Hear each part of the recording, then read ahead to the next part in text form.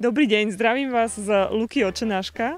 Je to táto parádna lúka v Harmonii, ktorú ako vidíte práve pripravujeme na sobotný modránsky piknik. Ten sa koná už po 6. krát, ale druhýkrát na tomto úžasnom mieste, na lúke, kam piknik patrí. Modránsky piknik sa bude konať 4. júna, sobotu po obede a myslím si, že je to veľmi jedinečná alebo špecifická akcia alebo podujatie alebo program, a to tým, že sa vraciame v čase na začiatok 20. storočia, kedy Harmonia bola naozaj takým letoviskom, kedy Harmonia zažívala taký najväčší rozkvet. Bolo to obdobie, kedy sem chodila rakúsko-uhorská šlachta tráviť svoj voľný čas, vyluftovať sa, zahrať si tenis, popiknikovať si a nadýchať sa dobrého, sviežeho, harmonického vzduchu.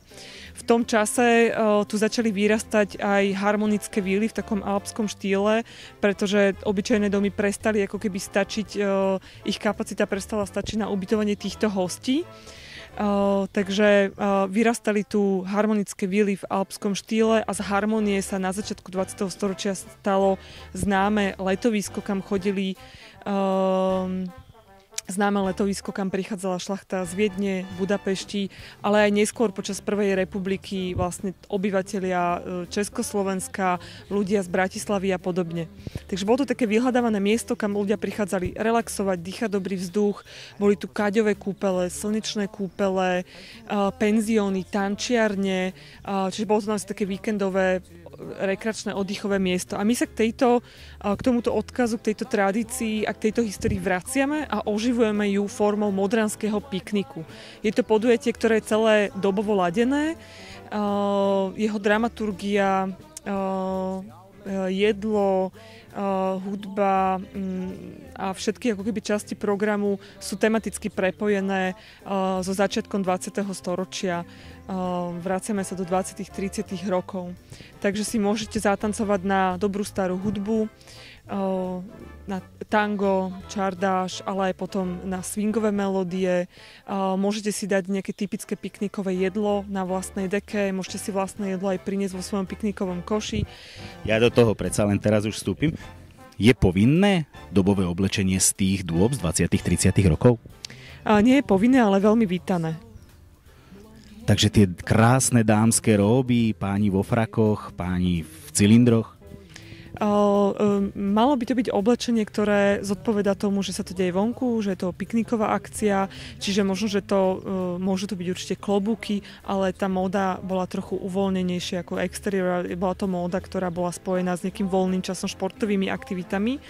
Ale aj minulý rok alebo aj po minulé roky na toto podujatie veľa ľudí prichádza dobovo ladených, treba vyvetrať svoje nedeľné šaty, prezrieť skrine a vyluftovať ich, pretože sa môžete zapojiť alebo sa môžu ľudia zapojiť do módnej prehliadky, ktorá bude okolo 3. po obede. Tá je pre všetkých, môže sa zapojiť každý, kto príde nejako dobovo oblečený, a čo je skvelé, tento rok máme aj parádnu cenu.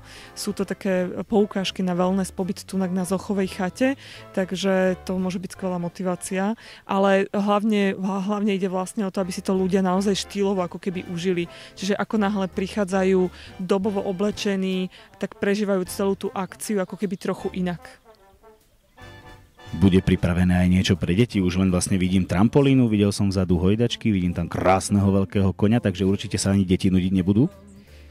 Áno, pre deti je pripravené najmä po obede detské divadlo. Je to také tradičné bábkové divadlo z Banskej Bystrice, divadlo na Rázcestí, ktoré pripravilo také 2 rozpravočky pre deti od 3 rokov a aj tvorivé dielne divadelné. Na druhej strane lúky bude taká tvorivá zóna, kde bude miestny modranský majster maliarský, pán Šima Juriček, mať svoj ateliér v plenéri. S ním si deti budú môcť kresliť a malovať a vyskúšať si to, čo to znamenalo výjsť von so stojánom do plenéru a namalovať niečo, čo vidím, namalovať krajinu. Okrem toho budú rôzne tvorivé dielničky a podvečer bude taký bublinový happening. Prídu 2 ľudia, ktorí vedia robiť obrovské parádne bubliny a deti si to budú môcť vyskúšať s nimi. A okrem toho si v infostánku budú môcť rodičia, ale aj všetci, ktorí prídu, požičať rôzne šik hry, ktoré sa hrali aj v minulosti, ako badminton, petang, kroket. Dali sme vyrobiť postavené také drevené kruhy, s ktorými sa deti v minulosti hráli. Čiže aj ako keby ponukou týchto hier sa snažíme vrátiť do toho, ako ľudia v minulosti trávili svoj voľný čas. Špeciálne zahájenie som si všimol, že táto akcia bude mať. Áno, začíname okolo 1:00 a už o 1:30 budeme mať takú slávnostnú jazdu takého starého automobilu, ktorý sa volá Tatra Prezident, že hovoríme, že príde aj prezident, ktorý tento automobil vyrobil miestny stolár, pán Čengel, modranský, veľmi šikovný, úplne celý sám každú jednu súčiastku z dreva, z kovu a podobne, má funkčný motor a urobí tu na lúke takú slávnostnú jazdu, prevezie dámy, takže týmto začíname a potom postupne ten program pokračuje práve tou módnou prehliadkou, divadielkom, podvečer začína tanečný workshop, čiže môžete sa prísť naučiť kroky Charlestonu alebo niektorých tancov a potom swing je také všeobecné pomenovanie si viacerých nejakých štýlov a potom, keď bude večer hrať swinging, tak si budú môcť ľudia zatancovať, čiže by sme tu chceli naozaj urobiť takú tančiareň pod holým nebom. S tanečnou školou ste vraveli, hej? Áno, budú, každý, kto bude mať záujem, sa môže naučiť niečo od lektorov z tanečného klubu B-Swing. No úplne ideál, ale nedá mi to, keďže my sme vlastne gastronomický portál, ktorý sa venuje najmä tým reštauráciám. Čo sa tu bude tak najviac jesť? Čo sa tu bude najviac konzumovať? My by sme radi povzbudili ľudí, aby si priniesli aj svoje plné vlastné piknikové koše a nabalili si do nich typické nejaké piknikové jedlá, ako sú rôzne sendviče a také drobné ako keby veci, koláče, ale samozrejme aj dobrú fľašu vína alebo šampanského a kľudne môžu stolovať na svojej deke a ponúknuť aj priateľov z vedľajších diek, ale samozrejme postaráme sa aj o to, že keď niekto príde bez piknikového koša, tak bude môcť ochutnať rôzne dobroty. Penzión, ktorý je priamo tu na lúke, bude grilovať. Potom máme v Modre taký modranský okrašovací spolok, ktorý okrem toho, že okrašľuje naše mesto, tak má kaviareň Credence a ponúka také tradičné dobroty z miestnych surovín. Preto z Credenca. Áno, dobroty z Credenca. Čerstvo napečené v to ráno. Okrem toho budeme mať rôzne také drobnosti, ako nejaký grillovaný sír, miestni polovníci, sme v lese, sme v harmonii, sme v prírode, navaria divinový guláš.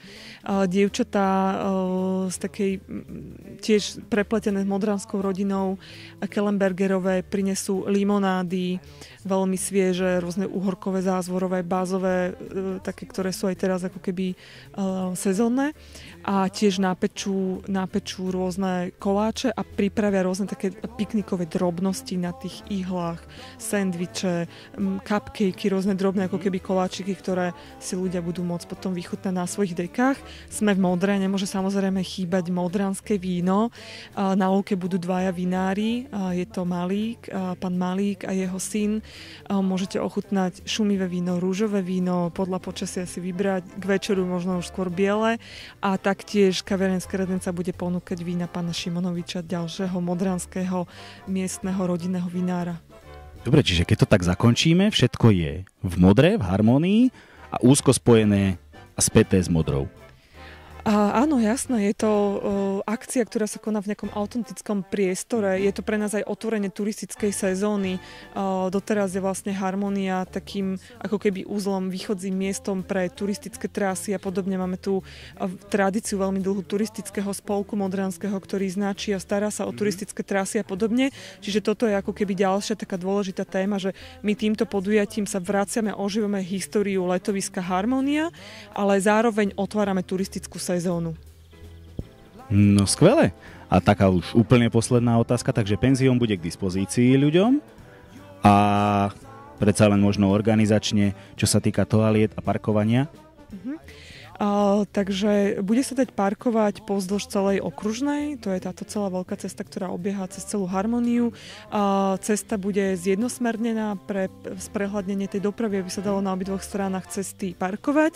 Okrem toho dole úplne v Harmonii pri zdravotníckej univerzite vlastne pri zastávke autobusu je veľké záchytné parkovisko, takže budeme veľmi radi, ak ľudia aj prídu na bicykloch alebo peši, alebo autobusom sa odvezú do Harmonie a potom budú pokračovať peši. To je úplne ideálny spôsob prepravy. A čo sa týka nejakých organizačných vecí, pri vstupe do tohto areálu na túto lúku bude informačný stánok s podrobným programom, mapkou areálu, kde dostanú ľudia všetky informácie, kde dostanú aj informácie o programe, alebo okrem toho máme pripravené aj sprievody, 2 sprievody vlastne po okolí so sprievodcami modranskými, po harmonických vilách a po letovisku a podobne. Toalety sa budú dať využiť v penzióne, ale budeme mať aj prenosné toalety určite. A kričky a stromy sú poblíž tiež. A posledná otázka, tam ste mi vraveli, že sú nejaké kúpele?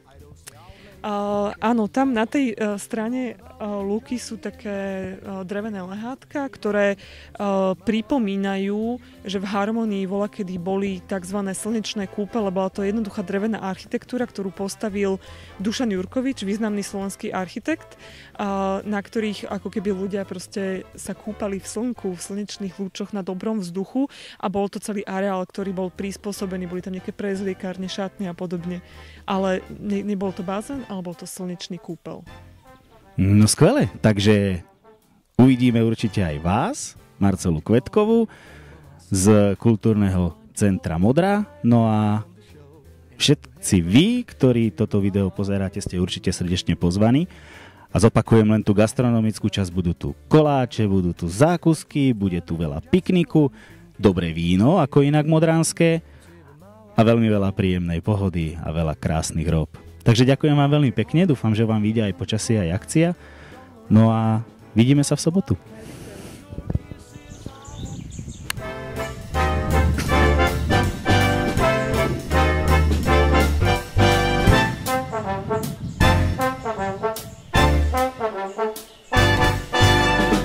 No one to talk with all by myself. No one to walk with, but I'm happy on the show. In his behavior, I'm saving my love for you. I know for certain the one I love. I'm through with her than just you I'm thinking of. In his behavior, I'm saving my love for you. Like Jack Horner in the corner, don't go nowhere. Why do I care? Your kisses are worth waiting for. I don't stay out late, don't care to go. I'm home about 8, just me and my radio. Playing Misbehavin', I'm saving my love for you.